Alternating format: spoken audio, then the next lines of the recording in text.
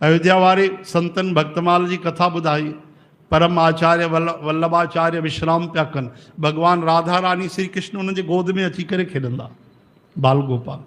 त कॾहिं सुम्हनि पिया ऐं उन्हनि जो जेको परिकर हुयो यानी सेवक हुयो उहो पंखो पियो करे ऐं भॻवानु हली ईंदा केॾी महिल बि उन्हनि सां मिलणु। हाणे ओॾी महिल भॻवानु पहुची विया। ऐं भॻवानु कीअं पिया हलनि ख़बर अथव? बाल गोपाल आया ईअं बांबड़ा पाए पिया अचनि।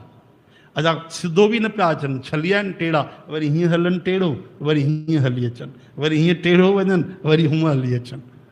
हिकु बार तो सेवक ॾिसंदो रहो भॻवान खे, यानी उनखे बि एॾी गुरु कृपा थी वई कि सामान्य अखियुनि सां उहो बि श्री कृष्ण जो दर्शन थो करे। भॻवानु उन खां बि नथा लिकी सघनि, छो जो जंहिंसां भॻवानु प्रेम था कनि उन्हनि जो सेवादारी आहे, उन्हनि सां 24 घंटा सेवा में लॻल आहे।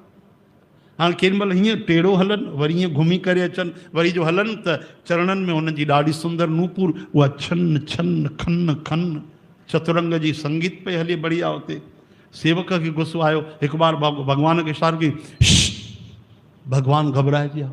भॻवानु चवनि था का भयो, का भयो, हेॾे न जा ख़बरदार। लेकिन भॻवानु काथे मञण वारा, वरी आया छम छम कंदे त भॻवान खे ॾाढो डांटी कि पोइ थी वञे, पोइ थी वञे।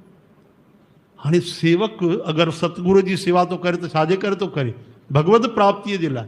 ऐं भॻवानु रोज़ था अचनि हुते, भॻवान खे खदेड़े रखी थी पोइ ते वञ। भॻवानु पोइ ते थी विया, वीचारा ड्रिजी विया। भॻवानु ड्रिजंदा अथव भक्तनि खां? हा, पोइ ते थी विया।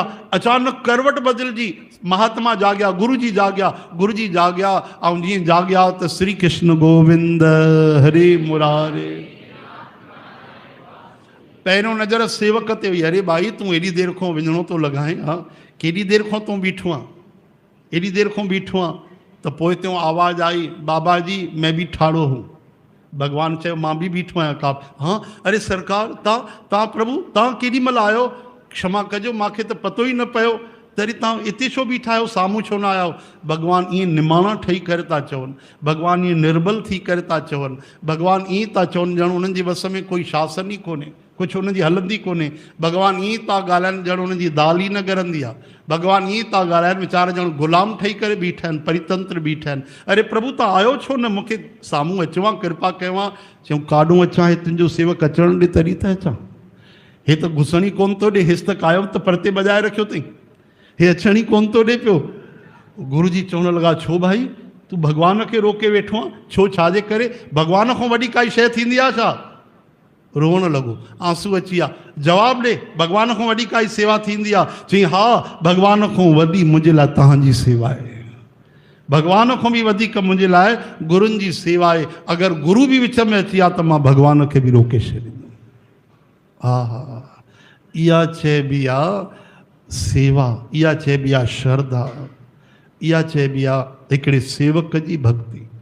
अहिड़ी भक्ति हुजे कलयुग में त चइनि ॾींहंनि में अनुभव थी वञे। चओ हरे राम।